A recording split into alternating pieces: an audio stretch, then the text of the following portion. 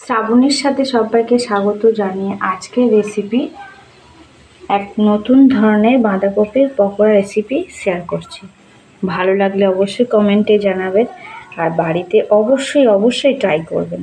রেসিপিটি অসাধারণ, একদম মুখরোচক বাঁধাকপির পকোড়া রেসিপি শেয়ার করলাম। এখানে আছে বাঁধাকপি, একদম ফাইন করে কুচানো আছে। তো আজকে বাঁধাকপির পকোড়া করে দেখাবো, কিন্তু একটু অন্য ধরনের ভাবে তৈরি করব। তো সঙ্গে থাকুন, না হলে বুঝতে পারবেন না কিছুই। তো বাঁধাকপি এখানে আমি সিদ্ধ করিনি, এটা কাঁচাই আছে। এখানে প্রথমে নুন দিয়ে ভালোভাবে একটু ম্যাশ করে নেব, যাতে জলটা বেরিয়ে যায়। তো তার সাথে আমি কী নিয়েছি, কুচানো ধনের পাতা আছে, আদা কুচানো আছে, রসুন কুচানো, কাঁচা লঙ্কা কুচানো, কুচানো পেঁয়াজ আর 4 টুকরো আলু সিদ্ধ, মানে একটা বড় গোটা আলুটাকে সিদ্ধ করে টুকরো করে নিয়েছি। তো এগুলো প্রথমে আলুটাকেও ম্যাশ করে এর সাথে নেব। তাহলে প্রথমে আমি বাঁধাকপিটা ম্যাশ করে নেব নুন দিয়ে, পরিমাণ মতো অল্প এখন দিলাম, দিয়ে হাতের মাধ্যমে এইভাবে একটু চাপ দিয়ে নুন দিয়ে প্রেসার দিয়ে ম্যাশ করে নিলাম। দেখে নিশ্চয়ই বুঝতে পারছেন অল্প একটুখানি হয়ে গেল। 4 ভাগের 1 ভাগ আমি বাঁধাকপি দিলাম, ঠিক আছে। এবার এখানে আলুগুলো দিয়ে ম্যাশ করে নেব।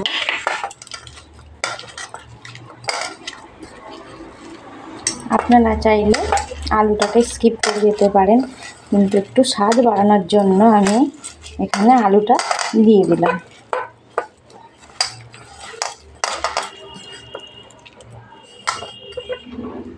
তারপর এখানে একে একে পেঁয়াজ লঙ্কা দিয়ে দিলাম, ধনেপাতা আদা রসুন কুচি দিয়ে দিলাম। ভালো করে এখানে একটু ম্যাশ করে নিয়ে তারপর এখানে ঘরের যে মশলাগুলো আছে এখানে আমি দিয়ে দেবো। তারপর বেসন দিয়ে ভালোভাবে ফাইনাল একটা বানিয়ে নেব, ছোট্ট একটা ডো বানিয়ে নেব।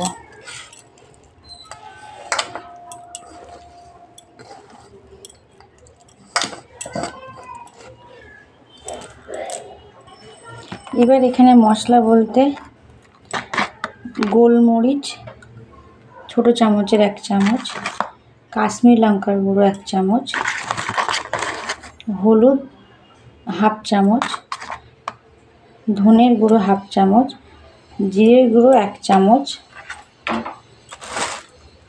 অল্প পরিমাণ একটু চিনি দিলাম, যাতে তেঁতোর ভাব যদি না থাকে তাহলে চিনিটা দিয়ে কেটে যাবে। আর অল্প পরিমাণ একটু লবণ দিলাম।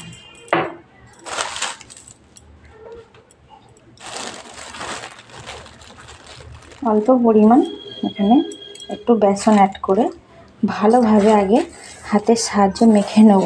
জলের প্রয়োজন পড়লে তারপরেই আমি এখানে জলটা দেব, নাহলে আমি জল দেব না। আর এখানে আমি কোনো খাবার সোডা ইউজ করলাম না, আপনারা চাইলেই খাবার সোডা অ্যাড করতে পারেন।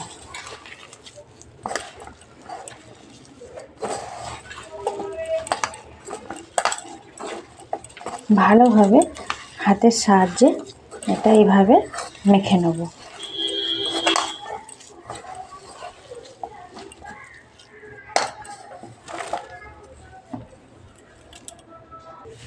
এখানে একটু অল্প পরিমাণ জল আমি অ্যাড করলাম, একদম অল্প পরিমাণ জল দিয়ে ভালোভাবে এটাকে মেখে নিলাম।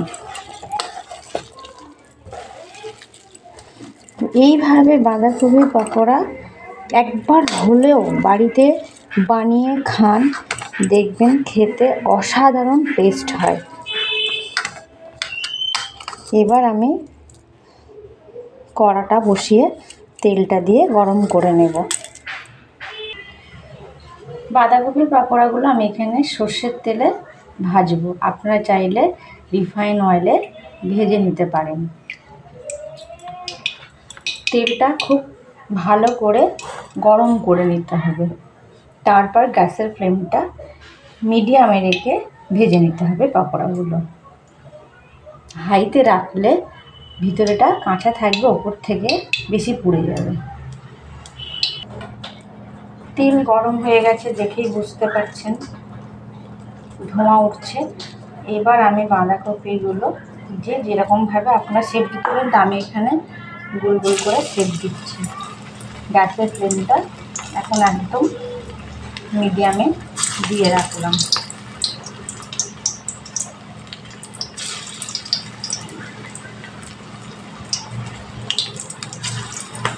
এইভাবে দিয়ে বাঁধাকপিগুলো ভেজে নেব। এক পিঠ হলে আর এক পিঠ উল্টিয়ে দিয়ে দেবো। প্রথমে একবার হালকা করে ভেজে নেব, পরে আবার কড়া করে ভাজবো। এক পিঠ এবার এইভাবে উল্টিয়ে দেবো।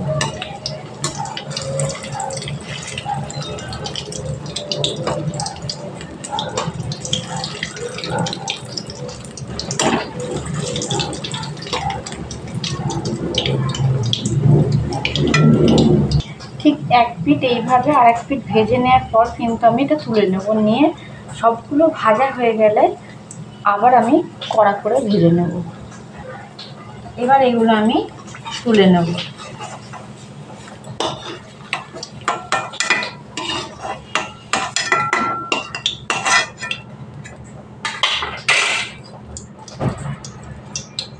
গ্যাসের ফ্লেমটা মিডিয়ামেই আছে।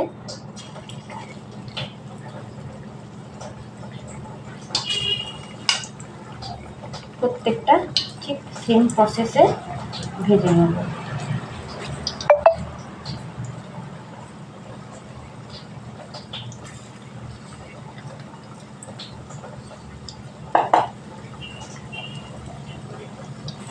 আবার একইভাবে এগুলো এক পিঠ করে উল্টে দিই।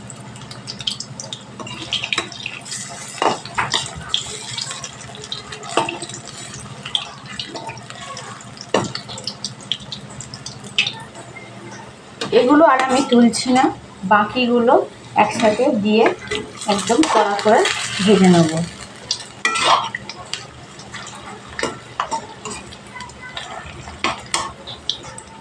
তো এইভাবে বাঁধাকপির পকোড়া একবার হলেও বাড়িতে ট্রাই করুন, দেখবেন খেতে অসাধারণ টেস্ট হয়। বড় থেকে ছোট সবারই ভালো লাগবে খেতে।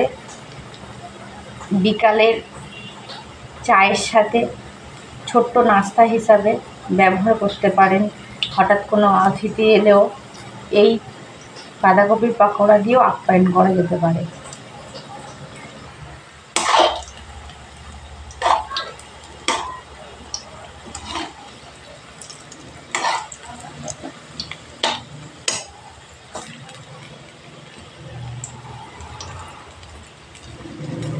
ভিডিওটি ভালো লেগে থাকলে অবশ্যই লাইক, কমেন্ট অ্যান্ড শেয়ার করতে ভুলবেন না।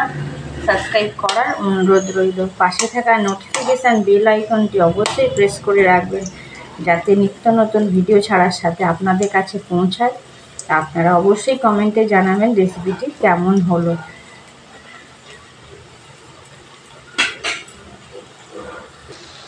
বাঁধাকপির পকোড়া অলমোস্ট ডান। ভালো থাকুন, সুস্থ থাকুন। দেখা হচ্ছে অন্য কোনো রেসিপিতে নেক্সট ডেতে।